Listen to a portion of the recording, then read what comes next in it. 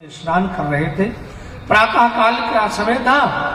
कोई एक व्यक्ति आया, वो काले रंग का था। सरजू जी में प्रवेश किया और प्रवेश करके निकला तो वो गोरा हो गया।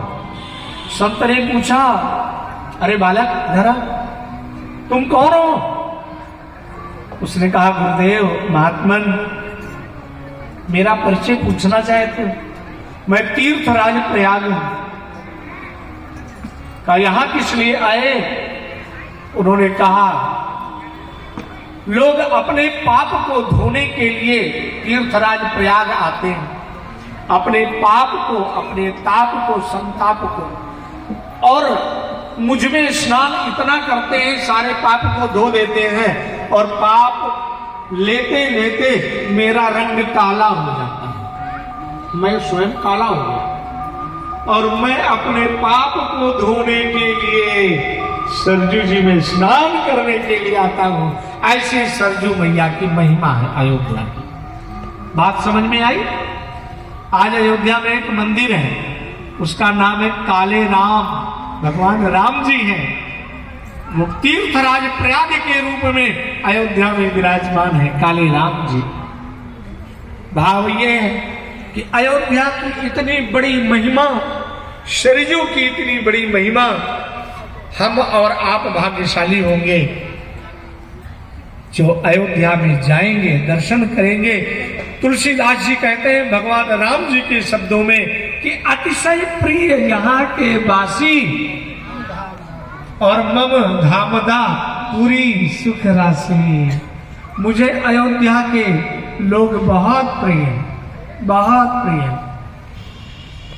एक पद्म पुराण में तो लिखा है कि अयोध्यापुरी मस्तक है। अयोध्यापुरी, 7 पुरियों में अयोध्यापुरी को मस्तक स्वीकार किया गया।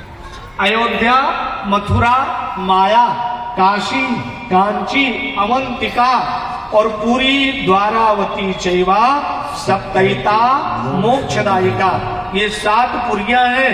7 पुरियों में जो अयोध्यापुरी है, ये अयोध्यापुरी को भगवान ने मस्तक के रूप में स्वीकार किया। बात समझ में आई? अतिशय प्रिय यहाँ के वासी। वासी भी कई प्रकार के होते हैं। एक अयोध्या के वासी वह होते हैं जो अयोध्या में रहते हैं, और मुझे लगता है एक अयोध्या वासी आप भी हो, क्योंकि आज आप अयोध्या में हो। मुझे लगता है कि आपको सरजू जी की धारा दिखाई दे रही होगी। जिन्होंने दर्शन किए वे तो कल्पना कर सकते हैं, आप भी कल्पना कर लें। मम धामदा पूरी सुख राशि। भगवान भी सुख के धाम है, जो आनंद सिंधु सुख राशि सीकर ते त्रैलोक सुखासी। भगवान भी सुख राशि है, आनंद के धाम है, और अयोध्या भी सुख की राशि है। मम धामदा पूरी सुख राशि। बात समझ में आई? तो जब भगवान सुख के धाम है तो भगवान का धाम भी सुख का धाम होगा।